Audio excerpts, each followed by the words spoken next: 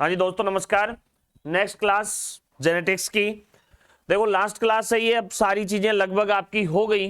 Genetics में जितनी भी चीजें थी ना वो अपन ने सारी डिटेल से सब सिस्टमेटिक देख ली अपन ने कंप्लीट।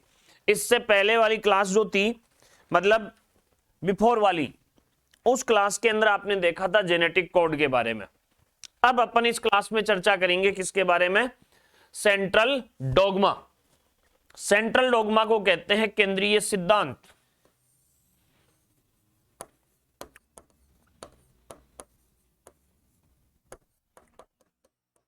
केंद्रीय सिद्धांत, इसकी चर्चा करेंगे अपन इस क्लास में। तो देखो शुरू कर लेते हैं एक बार।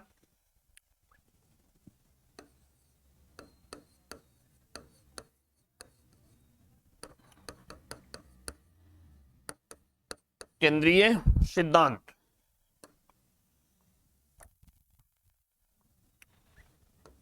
Central dogma. सबसे पहली चीज तो अपन को इसमें यह ध्यान रखनी है कि साहब इसके प्रतिपादक कौन थे।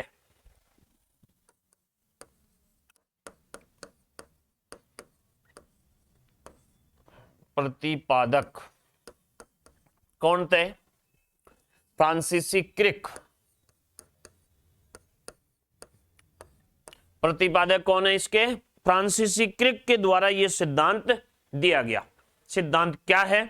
बहुत इजी सा सिद्धांत है।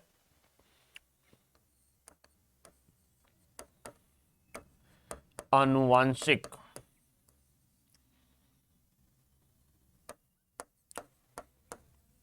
सूचनाओं का स्थानांतरण। किसका? आनुवांशिक सूचनाओं का स्थानांतरण डीएनए, आरएनए और किधर होता है? प्रोटीन की तरफ होता है। यह सिद्धांत है कौन सा? Central dogma. कि साहब आपकी आनुवांशिक सूचनाएं किधर से किधर की ओर जाती है? डीएनए से आरएनए, आरएनए से किधर की ओर स्थानांतरित होती है? प्रोटीन की ओर स्थानांतरित होती है। यह सिद्धांत कौन सा है आपका? सेंट्रल डोगमा या केंद्रीय सिद्धांत। पूरा और देख लो एक बार।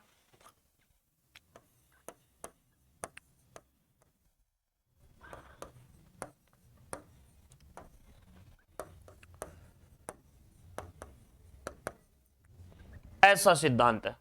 क्या क्या बनता है? डीएनए से डीएनए,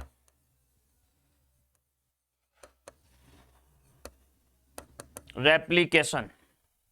डीएनए से आरएनए, ट्रांसक्रिप्शन। आरएनए से प्रोटीन,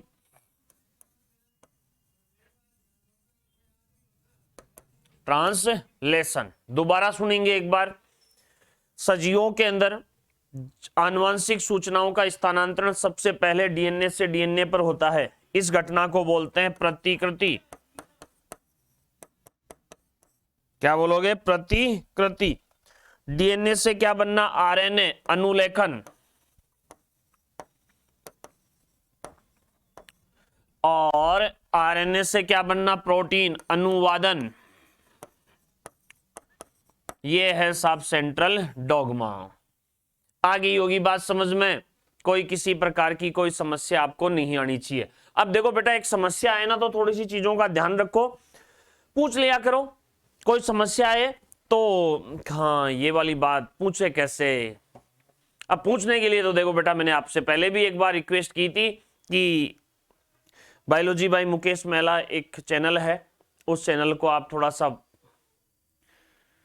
मोटिवेशन भी दें, उसमें अपना सपोर्ट भी दें, और ताकि उसमें कुछ क्लासें रुक रही है वो क्लासें आ जाए और इन फ्यूचर में आपको और आपके छोटे भाई बहनों को, दूसरे नीडी पर्सनों को फ्री में ही वो क्लासें मिल जाएं। ये ऐप का अलग पढ़ाई खत्म।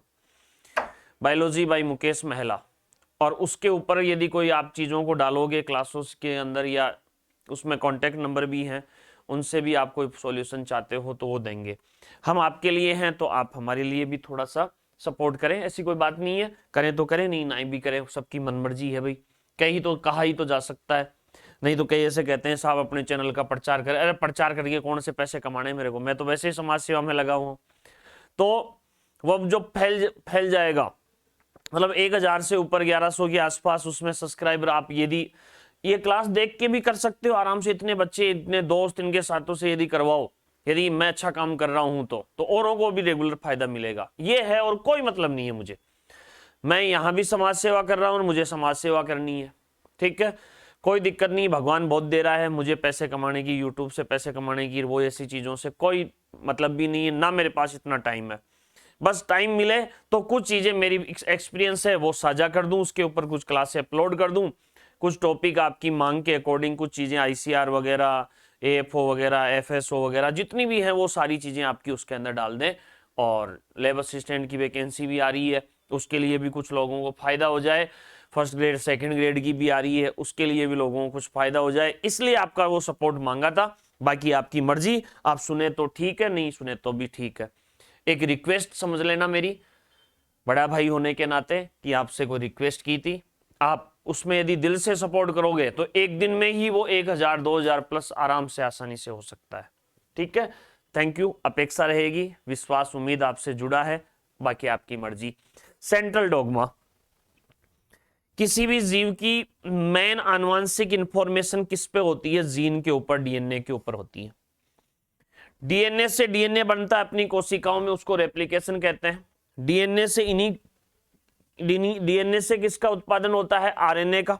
और RNA से क्या बनती है? प्रोटीन। इसी को ही सेंट्रल डोगमा कहते हैं। अब ये देखो सेंट्रल डोगमा के प्रकार।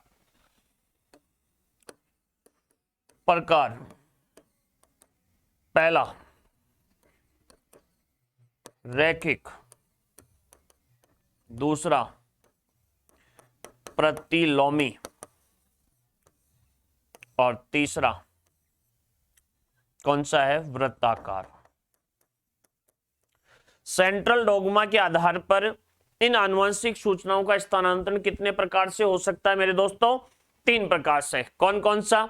रैखिक है, प्रतिलोमी है और वृत्ताकार है। रैखिक आपको बता दिया, DNA, RNA और RNA से प्रोटीन। ये चर्चा अपन ने कर ली, समझा दी आपको, आ गई आपको समझ में। प्रतिलोमी, इसको कहते हैं रिवर्स ट्रांसक्रिप्शन। ये दिया किसके द्वारा? टेमिन व बाल्टीमोर द्वारा। इसलिए इस सिद्धांत को अपन कहते हैं टेमिनिज्म। कौन सा बोलते हैं? टेमिनिज्म भी कहा जाता है इसको, टेमिनिज्म, यानी कि प्रतिलोमी रिवर्स ट्रांसक्रिप्शन कहते हैं। इस रिवर्स ट्रांसक्रिप्शन में एक चीज याद रखनी है, mRNA से क्या बन जाता है? DNA।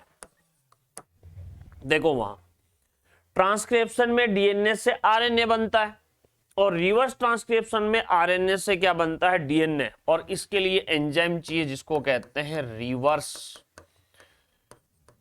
ट्रांसक्रिप्टेज। कौन सा बोलते हैं? Reverse transcriptase. यहां अपन को 3 चीज याद रखनी है बालको, मेरे विद्वानों। कौन सी 3 चीज? सबसे पहला तो प्रतिलोमी अनुलेखन या रिवर्स ट्रांसक्रिप्शन की अवधारणा कौन से वैज्ञानिक ने दी? तो उसका याद रखना है कौन? टेमिन और बाल्टीमोर, इसलिए इसको टेमिनिज्म कहा जाता है।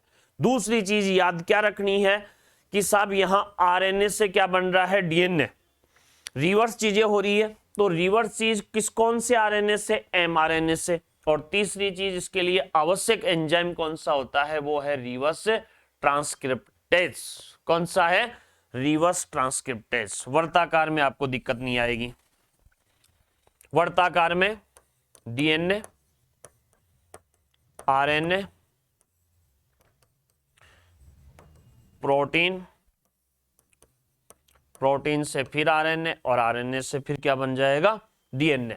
इस प्रकार से आपका सेंट्रल डोगमा, यानी कि आपकी आनुवंशिक सूचनाओं का जो स्थानांतरण एक कोशिका से दूसरी कोशिकाओं में, नई कोशिकाओं में होता है, तो वो अनुलेखन, प्रतिलिपिकरण, पहले तो ऐसे देखो, फिर अनुलेखन और फिर अनुवादन के थ्रू होता है। तो उस अनुलेखन अनुवादन में कितनी घटनाएं बताइए आपको? 3, कि रेखिक एक सीधी रेखा के रूप में होता है, प्रतिलोमी की साथ वापस अपोजिट हो जाता है, रिवर्स हो जाता है, जिसमें आरएनए से क्या बनना शुरू हो जाता है? डीएनए। और वृत्ताकार में क्या होता है आपका? रेखिक चलता है, वृत्ताकार चलता है। डीएनए से आरएनए, आरएनए से प्रोटीन, और प्रोटीन से क्या बन जाएगा? आरएनए, और फिर वापस डीएनए। इस प्रकार की घटनाएं इसके अंदर चलती है। रेप्लिकेशन अपना पहले करवा दिया अपन ने, सेमी कंजर्वेटिव मॉडल वगैरह, ये सारी थोड़ी थोड़ी चीजें आपको समझा दी, बता दी। अब इसके अंदर अपन को क्या देखना है? ट्रांसक्रिप्शन, अनुलेखन।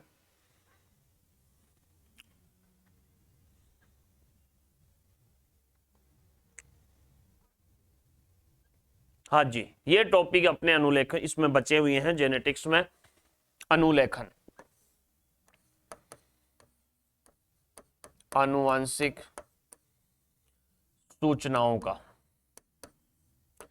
सूचनाओं का स्थानांतरण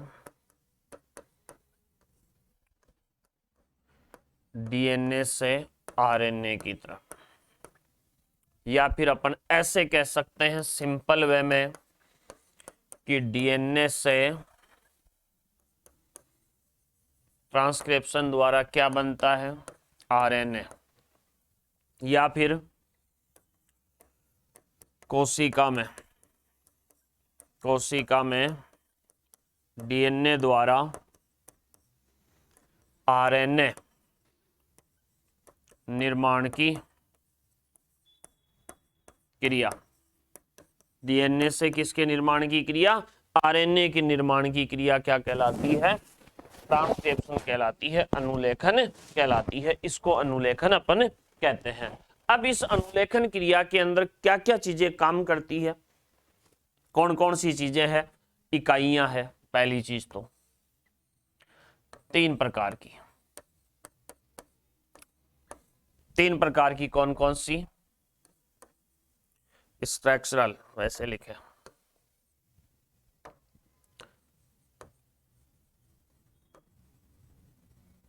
स्ट्रक्चरल यूनिट। दूसरी प्रमोटर यूनिट, और तीसरी टर्मिनेटर।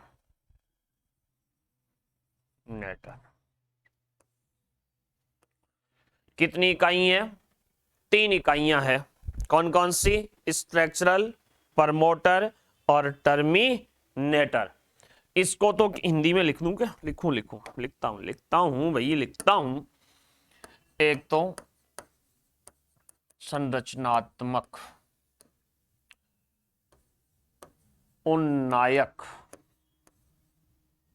और समापक।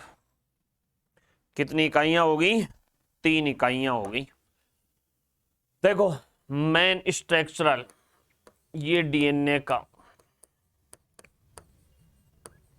मुख्य भाग है। प्रमोटर, ये अनुलेखन को शुरू करता है। अनुलेखन को क्या करेगा? ये शुरू। और टर्मिनेटर,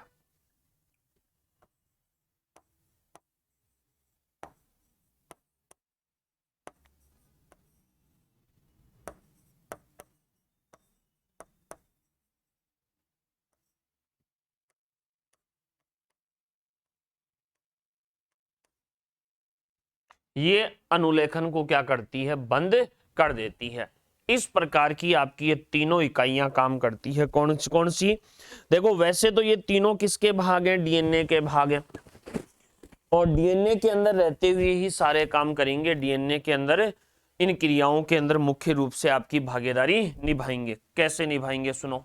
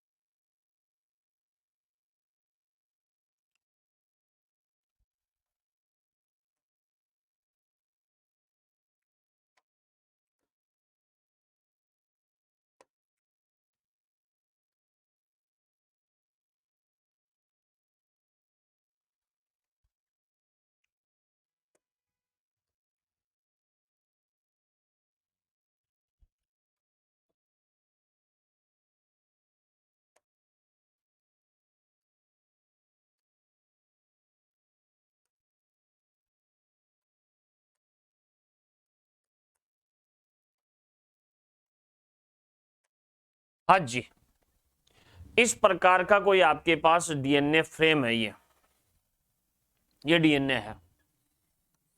इसमें देखनी है अपन को अनुलेखन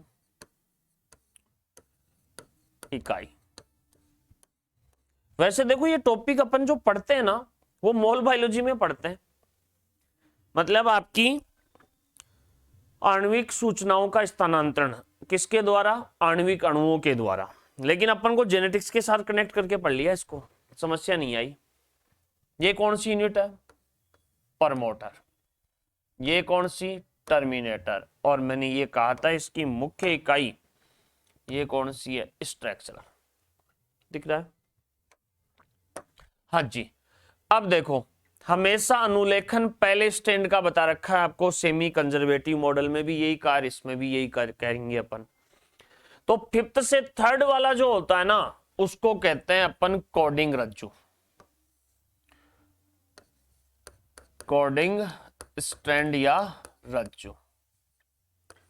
और दूसरा होता है उसको कहते हैं अपन टेम्पलेट,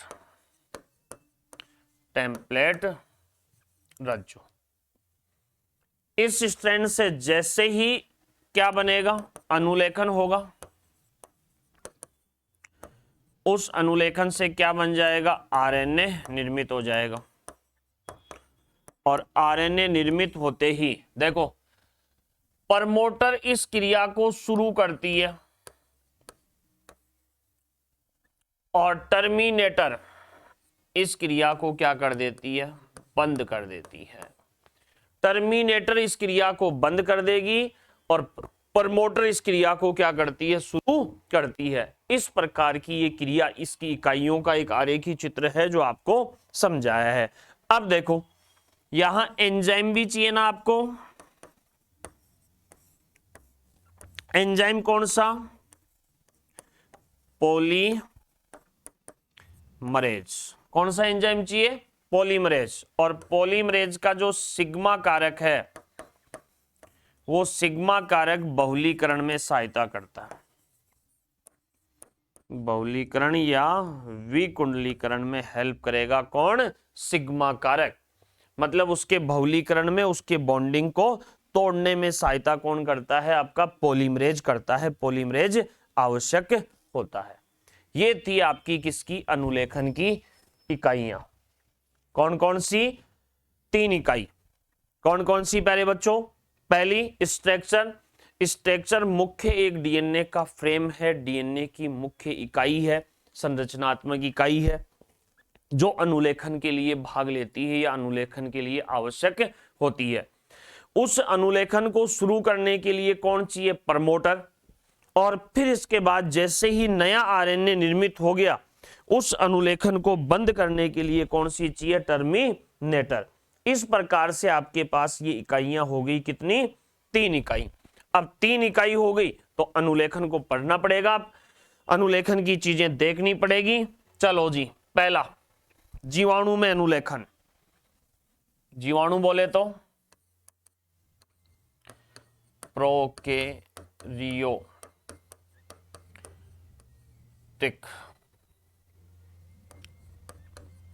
कोशिका में,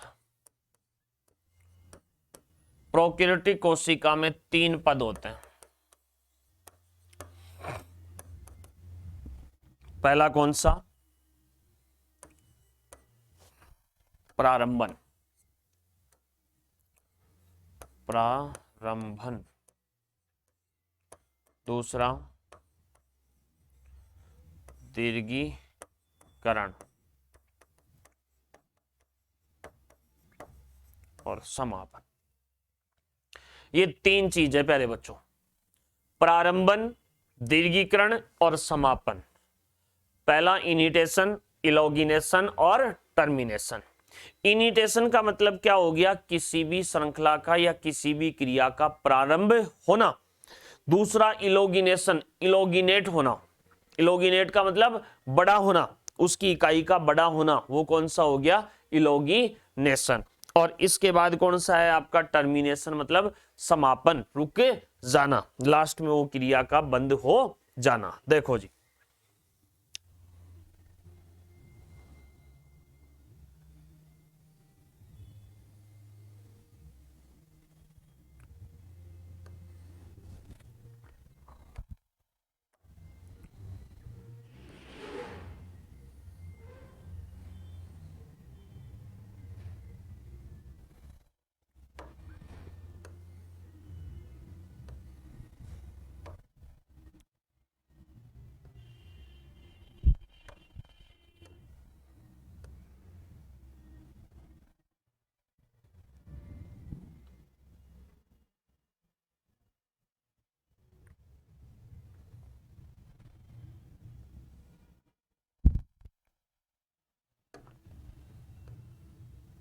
बोलो जी।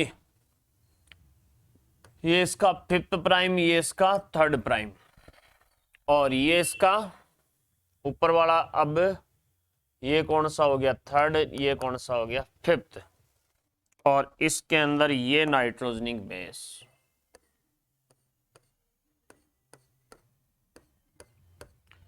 एन बेस या हाइड्रोजन बॉन्ड जिनको अपन कहते हैं।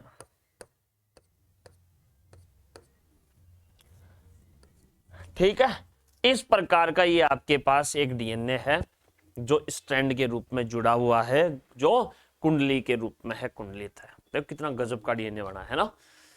इस प्रकार का ये डीएनए है।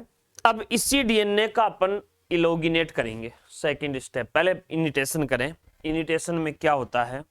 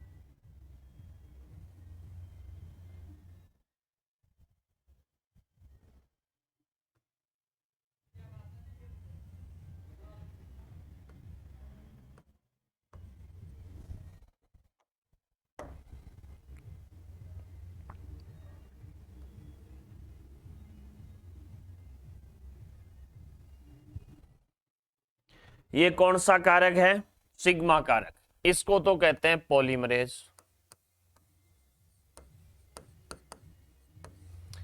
और ये इसका सिग्मा कारक जो बॉन्डिंग तोड़ता है। ये सबसे पहले प्रमोटर वाले सिरे से इस 5th वाले प्राइम से यहां से जुड़ जाता है। जुड़ते ही अनुलेखन क्या हो जाता है, शुरू। और शुरू होने का मतलब कि सबसे पहले जो ये आपकी कुंडली थी,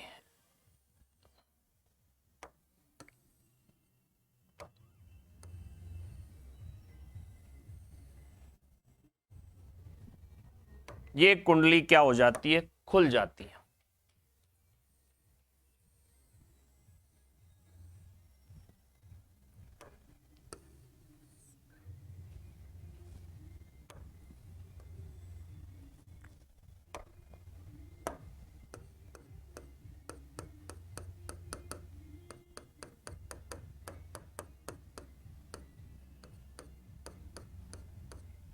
ये लो जी, ये सिग्मा कारक अंदर आ गया।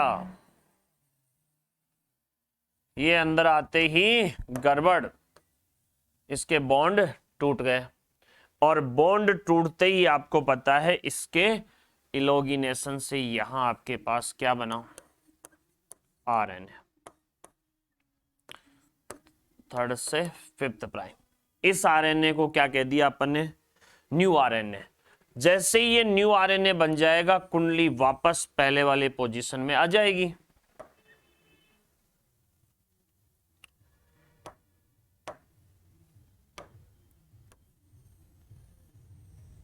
ये लो जी,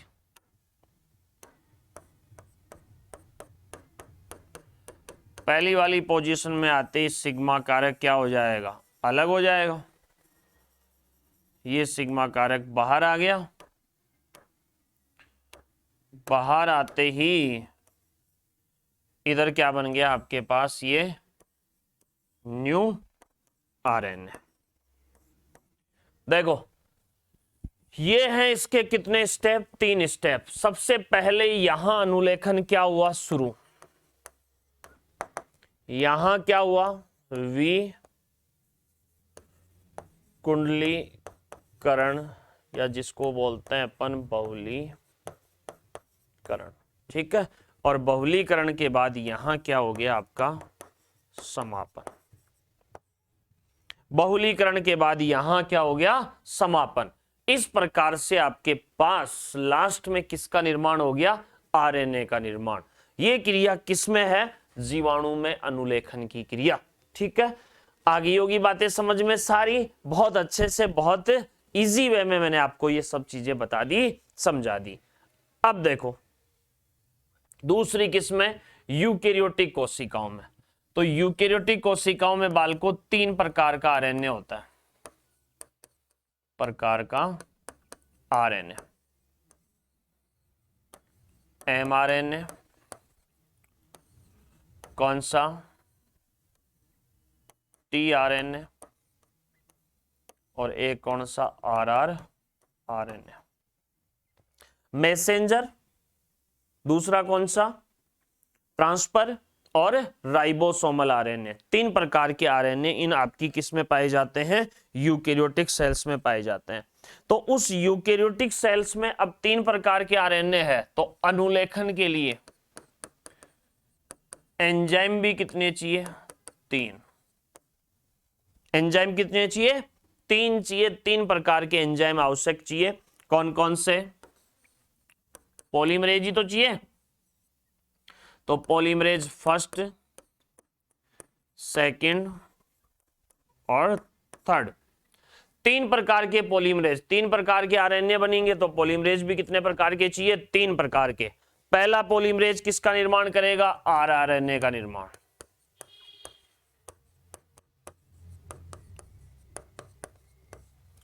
आर। दूसरा किसका? एम,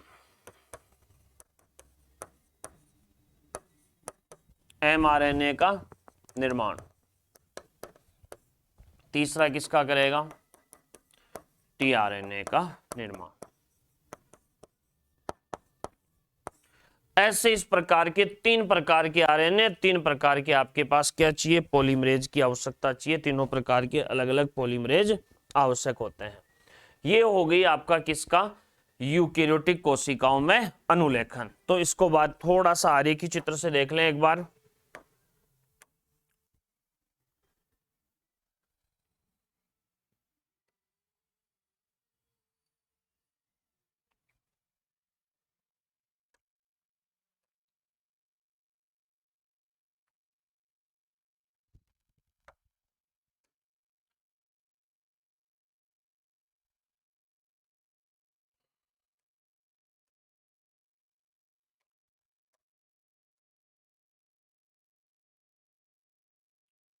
ये लो जी, ये तो वही है आपका पहले वाला ही।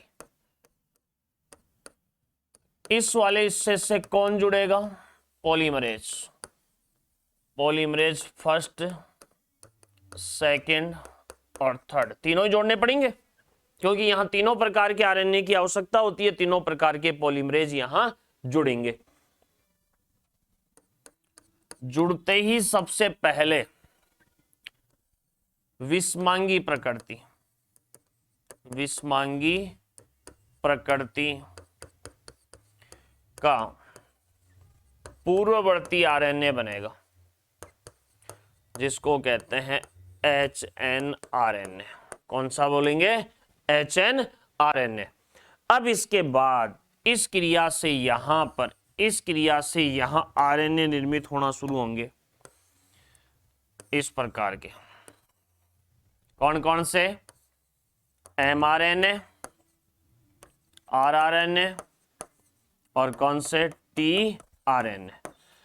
तीनों प्रकार के आरएनए निर्मित हो जाएंगे। ये तो खुद कौन है? ये सिस्ट्रॉन है S, और इस पे इंट्रॉन, इंट्रॉन और एक्सॉन, ये बंद बना के रहती है। इस क्रिया को, बंद वाली क्रिया को कहते हैं संबंधन, स्पाइलाइसिंग, स्पाइलाइसिंग, संबंधन या स्पाइलाइसिंग के नाम से भी इसको जाना जाता है। इसके बाद इस आरआरएनए पर इस प्रकार के छोटे छोटे कण होते हैं, किसके? राइबोसोम के कण। और लास्ट में कौन बच गया? आपका टीआरएनए, ट्रांसफर आरएनए का निर्माण हो गया। इस प्रकार से आपके पास, इस मेथड से आपके पास प्रोकैरियोटिक कोशिकाएं और यूकैरियोटिक कोशिकाएं दोनों में किसका निर्माण हो गया? आपका कंप्लीट किसका निर्माण हो गया? आरएनए का। आरएनए की सबसे पहले इकाई देखी, एंजाइम देखे, जीवाणु यानी प्रोकैरियोटिक कोशिकाओं में अनुलेखन क्रिया देखी और यूकैरियोटिक कोशिकाओं में अनुलेखन क्रिया देखी, और इसके बाद लास्ट में आपके पास पूरा कंप्लीट ये निर्मित हो गया। आपकी यूनिट का लास्ट टॉपिक अनुवादन।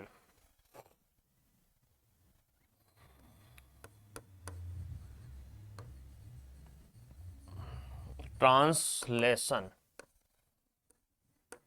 रूपांतरण,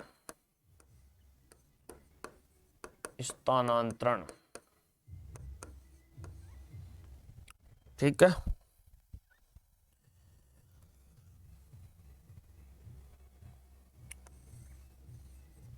देखो आरएनए से प्रोटीन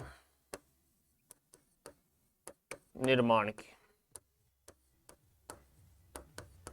आरएनए से किसकी? प्रोटीन निर्माण की क्रिया क्या कहलाती है? अनुवादन कहलाती है। इसको अनुवादन कहते हैं। आरएनए से प्रोटीन का निर्माण होना, आरएनए से प्रोटीन का निर्मित होना।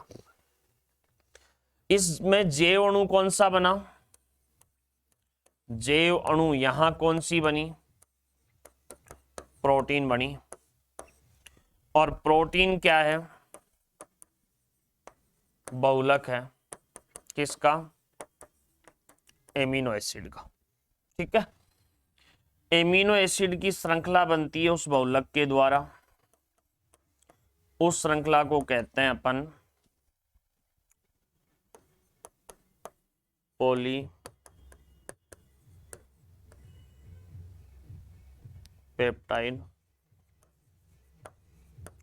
श्रृंखला। इस एमिनो एसिड के अंदर ये आपस में जुड़ने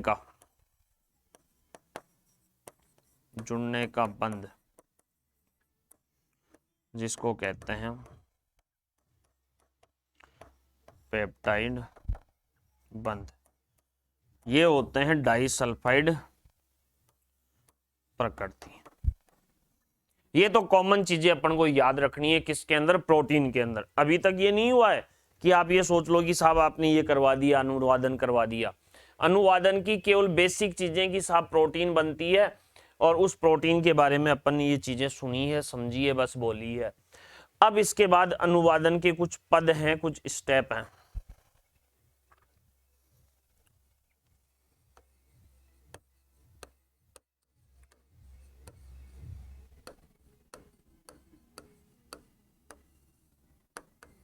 पहला पद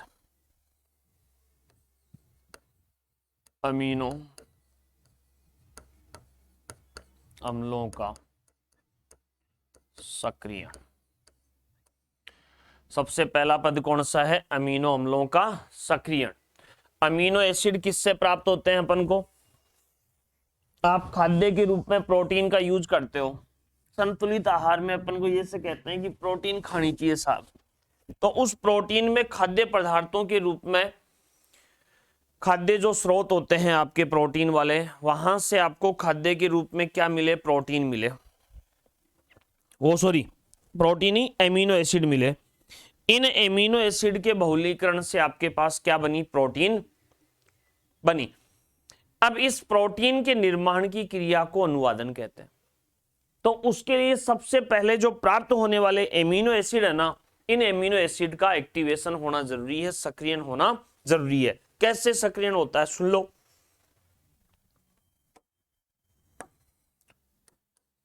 एमिनो एसिड प्लस एक एंजाइम होता है जिसको कहते हैं एमिनो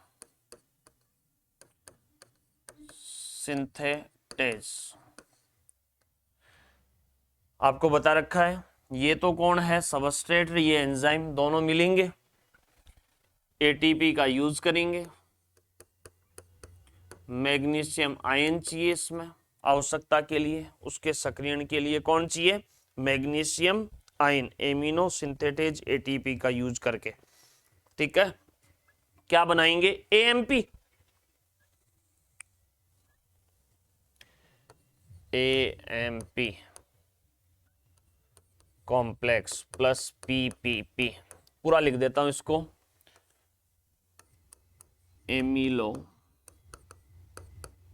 एमिलो एंजाइम जटिल, और ये पायरोफॉस्फेट। ये होता है आपका पहला स्टेप पूरा।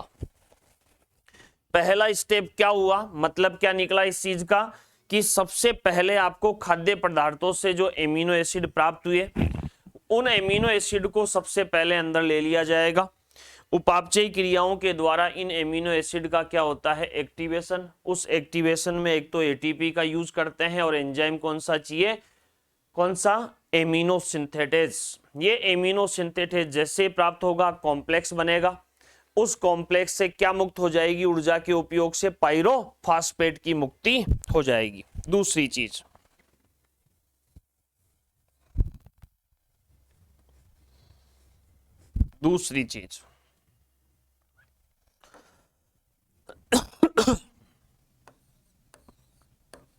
एमिनो एसिड का टीआरएनए पर स्थानांतरण। एमिनो एसिड का किसके ऊपर, टीआरएनए पर। टीआरएनए की कौन सी भुजा पर, बता रखा है आपको, ग्राही भुजा पर। याद करो, अपन ने टीआरएनए की स्ट्रक्चर इसी के लिए तो पढ़ी थी। टीआरएनए के अंदर आपको याद हो तो 4 भुजा बताई थी, ग्राही भुजा, डी भुजा, एंटीकोडॉन भुजा, और कौन सी, टी साइसी भुजा। तो सबसे पहली कौन सी, ग्राही भुजा पर एमिनो एसिड जुड़ेंगे, ये आ गए। दूसरी डी भुजा, DHU डाइहाइड्रोयूरेटिन भुजा। उस भुजा के अंदर याद करो, मैंने ये कहा था कि इस भुजा में क्या होगा, एंजाइम जोड़ेगी ये भुजा। और एंजाइम कौन सा, एमिनो सिंथेटेज, जो आवश्यक एंजाइम होती है उसको ग्रहण करती है, उसको जोड़ने का कार्य करती है। और इसके बाद आगे का पॉइंट तीसरा,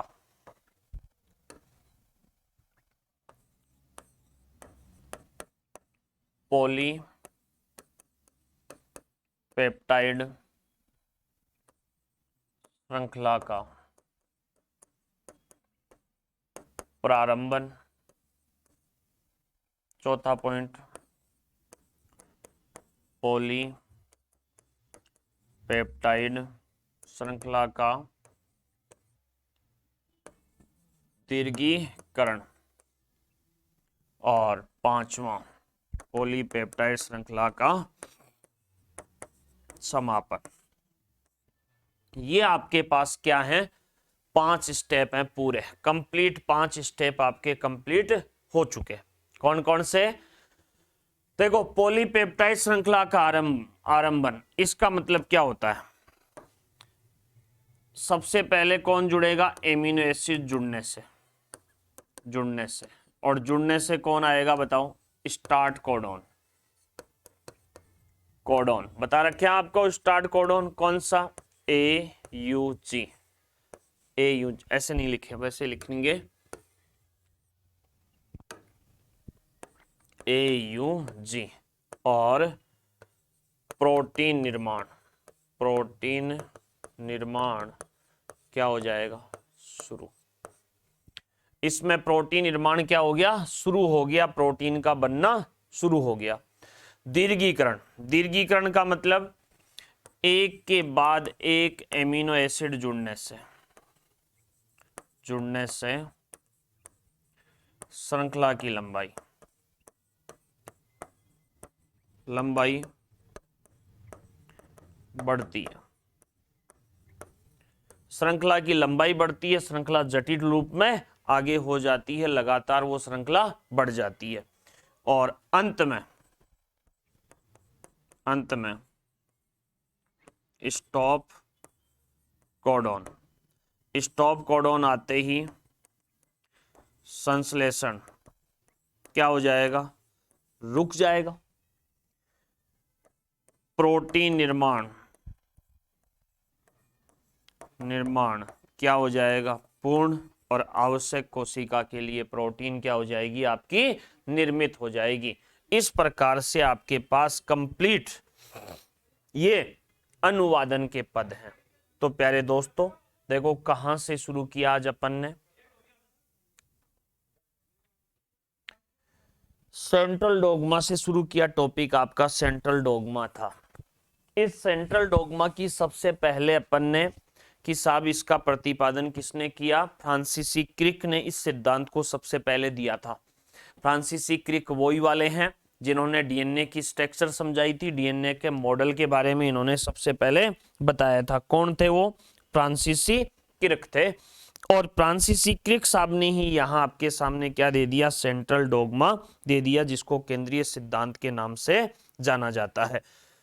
केंद्रीय सिद्धांत क्या बताता है, आनुवंशिक सूचनाओं के स्थानांतरण को समझाता है। आनुवंशिक चीजों के बारे में कि कैसे सूचनाएं स्थानांतरित होती है, इस बारे में ये चर्चा करता है। कौन, सेंट्रल डोगमा। कैसे होती है, ये लाइन नीचे लिख रखी है। क्या है कि किसी भी कोशिका में सबसे पहले किसकी आवश्यकता होती है, डीएनए की। तो वो डीएनए किसके द्वारा बनता है, प्रतिकृति के द्वारा, फिर अनुलेखन के द्वारा आरएनए, और फिर ट्रांसलेशन यानी अनुवादन के द्वारा क्या बन जाती है, प्रोटीन निर्मित हो जाती है। इसके बाद इस सेंट्रल डोगमा के कुछ प्रकार पढ़े अपन ने। कितने प्रकार पढ़े, 3 प्रकार। कि साहब आनुवंशिक सूचनाओं का स्थानांतरण एक सीधी रेखा के रूप में होता है। सीधी रेखा का मतलब डीएनए आरएनए, आरएनए से क्या बनती रहे, प्रोटीन, तो उसको तो कहते हैं अपन रेखिक। दूसरा, वापस रिवर्स में क्या बन जाए, रिवर्स में आपके पास जो आरएनए बना था ना, वो बनने वाला आरएनए क्या बना ले, डीएनए बना ले। इसको क्या बोलते हैं अपन, रिवर्स ट्रांसक्रिप्शन, यानी रिवर्स के रूप में, बैक के रूप में वो चीज आपकी हो जाए।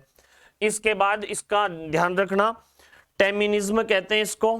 टेमिन बाल्टीमोर ने दिया था, टेमिन के नाम पर ही। और रिवर्स ट्रांसक्रिप्शन है, एमआरएनए से क्या बनता है, यहाँ डीएनए निर्मित होता है। इसके बाद वर्ताकार कौन सा हो गया, वर्त के रूप में, ये आकृति के रूप में पाया जाता है। अब इसके बाद अनुलेखन, डीएनए से किसका बनना, आरएनए का निर्माण होना, डीएनए से आरएनए निर्मित होना। फिर अनुलेखन के अंदर सबसे पहले क्या चाहिए, 3 इकाइयां चाहिए। कौन कौन सी, स्ट्रक्चरल यूनिट, संरचनात्मक इकाई होती है, जो डीएनए की क्या है, मुख्य इकाई है। दूसरी कौन सी है, प्रमोटर यूनिट, जिसको बोलते हैं अपन उन्नायक, जो अनुलेखन को क्या करती है, शुरू। और तीसरी कौन सी है, टर्मिनेटर, जो अनुलेखन को क्या कर देती है, बंद कर देती है, इसलिए इसको समापक कहते हैं। कैसे करती है, ये इकाइयां कोडिंग स्ट्रैंड और कौन सा बनाती है, टेम्पलेट स्ट्रैंड का निर्माण करती है।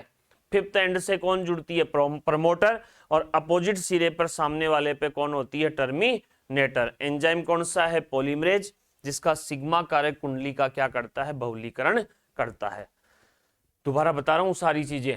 अब इसके बाद अपन प्रोकैरियोटिक कोशिकाओं में एक विकसित अल्प विकसित प्रकार का क्या बनता है, आरएनए। तो उसमें प्रारंभन, दीर्घीकरण और कौन सी इकाइयां होती है, समापन। इन 3 स्टेप में सबसे पहले इस डीएनए कुंडली से कौन जुड़ेगा, पॉलीमरेज का सिग्मा कारक जुड़ेगा, जिससे अनुलेखन की क्या हो जाएगी, शुरुआत। दूसरे में अपन ने क्या बता रखा है कि ये सिग्मा कारक कुंडली के अंदर प्रवेश कर जाएगा, जुड़ेगा, खोलेगा और निकल जाएगा।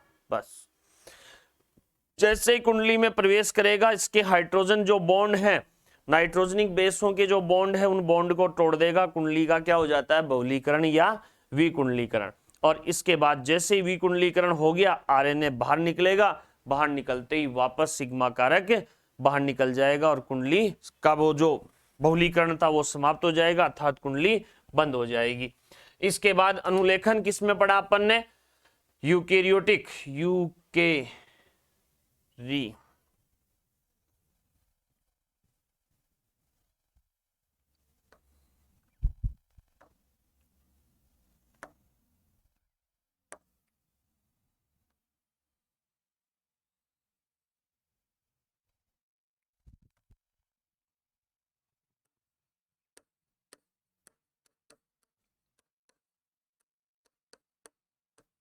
यूकेरियोटिक में अनुलेखन। यूकेरियोटिक में आरएनए कितने प्रकार के? 3 प्रकार के, एम, टी और कौन से? आर। और पॉलीमरेज भी कितने प्रकार के? 3 प्रकार के, फर्स्ट, सेकंड और थर्ड। और इनसे बनने वाले आरएनए की आगे निर्माण अपन ने लिख दिया। इसके बाद में इसको थोड़ा सा आरेखी चित्र से भी समझा दिया जिससे आपको समझ में आ जाए। इसमें बनने वाला पूर्ववर्ती आरएनए, इसका ध्यान रखना, विषमांगी प्रकृति का आरएनए होता है, केंद्रीय आरएनए होता है, जिसको एचएन आरएनए के नाम से जाना जाता है। कौन से आरएनए के रूप में? एचएन आरएनए के रूप के नाम से।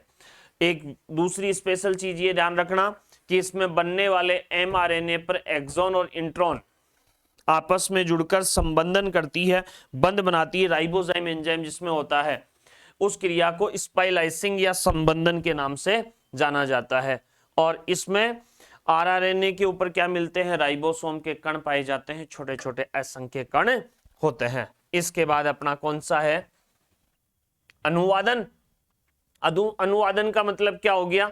आनुवांशिक सूचनाओं का स्थानांतरण, किधर से किधर की ओर? आरएनए से प्रोटीन की ओर। प्रोटीन क्या है? जैव बहुलक है, एक पॉलीपेप्टाइड श्रृंखला का निर्माण करता है। पॉलीपेप्टाइड श्रृंखला में एमिनो एसिड पाए जाते हैं। एमिनो एसिड के जो बॉन्ड होते हैं वो कौन से बॉन्ड होते हैं? पेप्टाइड बॉन्ड होते हैं, जो डाइसल्फाइड प्रकृति के होते हैं। और इसके कितने स्टेप हैं? 5। सबसे पहले एमिनो एसिड का ऊर्जा का उपयोग करते हुए एमिनो सिंथेटेज की उपस्थिति में कॉम्प्लेक्स निर्माण। दूसरा, सक्रियत एमिनो एसिड किसके ऊपर आएंगे? टीआरएनए की भुजा पर। कौन सी? ग्राही भुजा पर। इसके बाद पॉलीपेप्टाइड श्रृंखला लंबी होती जाएगी, उसकी जुड़ाव से उसकी जटिलता होती जाएगी, और लास्ट में स्टॉप कोडॉन जब आ जाएगा तब उस श्रृंखला में निर्माण क्या हो जाएगा? बंध, अर्थात प्रोटीन निर्माण पूरा हो जाता है। इस प्रकार से अपने पास क्या क्या चीजें रही, कौन कौन सी चीजें अपने पढ़ ली, किस प्रकार की चीजें अपने पास आई है, वो सारी अपन ने देख ली, अपन ने समझ ली। ठीक है, ये चीजें अपने पास पूरी हो गई। कौन कौन सी? कि साहब किस प्रकार से ये इकाइयां होती है, किस प्रकार से ये काम करती है, इन सब इकाइयों को अपन ने कंप्लीट देख लिया, कंप्लीट अपन ने समझ लिया। अब थोड़ा सा ध्यान देंगे, थोड़ा सा समझेंगे इन चीजों को, क्योंकि समझना जरूरी है। समझोगे तभी ये चीज आपके दिमाग में बैठेगी, अदरवाइज दिमाग में नहीं बैठेगी।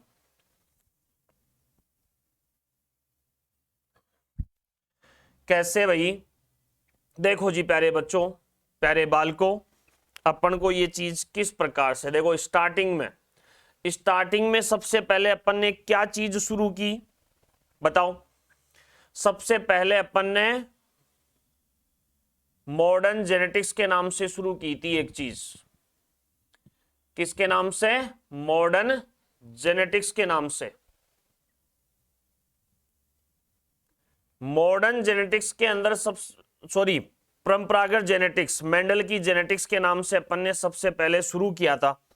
और वो शुरू क्या किया था आपको पता होना चाहिए कि मेंडल का जीवन परिचय, उसकी सारी चीजें अपन ने, सारी कंप्लीट बातें पढ़ ली थी अपन ने। फिर इसके बाद में कौन कौन सी बातें? उसके एकल संकर संकरण, द्विसंकर संकरण, उस पर आधारित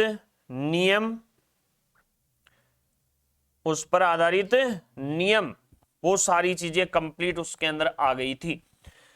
फिर इसके बाद मॉडर्न जेनेटिक्स में आए अपन गुणसूत्रीय सिद्धांत, जिसको कहते हैं अपन जीन की संरचना, डीएनए आरएनए की संरचना, न्यूक्लिक एसिड, इन सब की चर्चा अपन ने उस टाइम में की थी। एक मिनट रुको।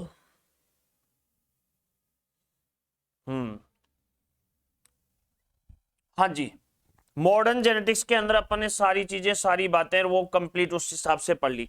हाँ, इसके बाद अपन मॉडर्न जेनेटिक्स में ही संलग्नता पढ़ी। मॉडर्न जेनेटिक्स में ही अपन ने क्या पढ़ा? पुनर्योगज पढ़ा, लिंग निर्धारण के प्रकार पढ़े, लिंग निर्धारण के उदाहरण पढ़े, वो सारी चीजें अपनी उस टाइम में हुई।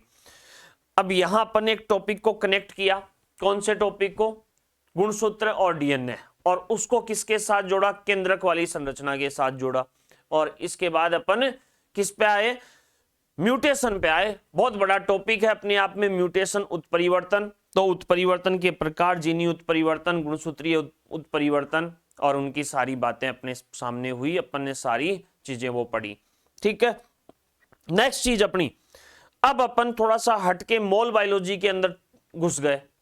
मोल बायोलॉजी में जेनेटिक कोड पढ़े, जेनेटिक कोड की विशेषताएं वगैरह पढ़ी, और फिर इसके बाद में अपन किसके ऊपर आए, सेंट्रल डोगमा में। तो सेंट्रल डोगमा की पहले तो ये प्रकृति, हाँ ये तो प्रकार प्रकृति पढ़ ली। फिर इसके बाद अनुलेखन पढ़ लिया, अनुलेखन किसमें, इकाइयां पढ़ ली, इन इकाइयों के आधार पर होने वाली सारी चीजें। इसके अंदर मेन कई बार इकाई पूछ लेता है, कई बार एंजाइम पूछ लेता है, कई बार जीवाणु और आपकी यूकेरियोटिक कोशिकाओं में अंतर को भी पूछ लेता है। तो इसको भी आप विशेष रूप से ध्यान में रखोगे ये चीजें। इसके बाद देखो, जीवाणु में अनुलेखन को डायग्राम देख लिया, अनुलेखन देख लिया, अनुवादन और अनुवादन के पद।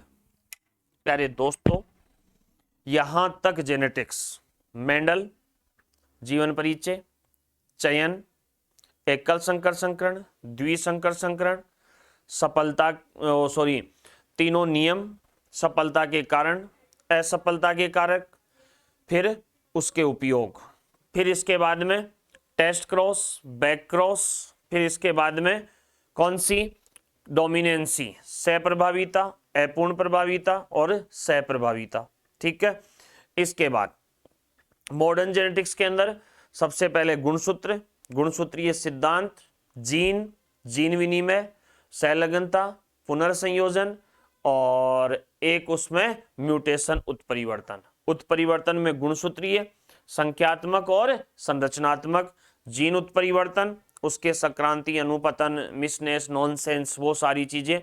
फिर इसके बाद में मेंडलीय विकार, हीमोफीलिया, थैलासीमिया, और इसके अलावा फिनाइलकीटोन्यूरिया और कलर ब्लाइंडनेस। और इसके बाद गुणसूत्रीय विकार, लिंग गुणसूत्रीय विकार में कौन से, क्लाइनफेल्टर सिंड्रोम, टर्नर सिंड्रोम, और एक और कौन सा था, अपराधी सिंड्रोम, डाउन सिंड्रोम, फिनाइलकीटोन्यूरिया और थैलासीमिया। इस प्रकार से ये सारे पढ़े। इनकी वंशागति को अपन ने क्रिस क्रॉस के नाम से जाना। इनका अध्ययन अपन ने पेडिग्री एनालिसिस से किया, और फिर जेनेटिक कोड, अनुलेखन, अनुवादन सेंट्रल डोगमा में पढ़े। अब सारे टॉपिक, सारी क्लासों के टॉपिक आपको गिना दिए, आपको बता दिए। अब आपकी जिम्मेदारी है कि इस टॉपिक को बहुत अच्छे से तैयार करें। बहुत लेंथी टॉपिक है, और आपकी हर एक एग्जाम के अंदर ये टॉपिक आता है, हर एक एग्जाम के अंदर ये टॉपिक पूछा जाता है। तो मुझे उम्मीद है कि आपको ये यूनिट, ये क्लासेज बहुत पसंद आई होगी, आपके लिए बहुत फायदेमंद भी होगी, इन फ्यूचर आपको फायदा करेगी। इसी के साथ, इन्हीं आशाओं के साथ, आगे एक नई ऊर्जा के साथ, नई क्लास के साथ अपन फिर मिलेंगे। तब तक आप रेगुलर क्लास देखते रहिए, पढ़ते रहिए, नोट्स बनाते रहिए, और ईमानदारी के साथ मेहनत करें, और अपने लक्ष्य को या अपनी चीजों को मुकाम हासिल करें, लगातार आगे बढ़ें। Thank you, best of luck.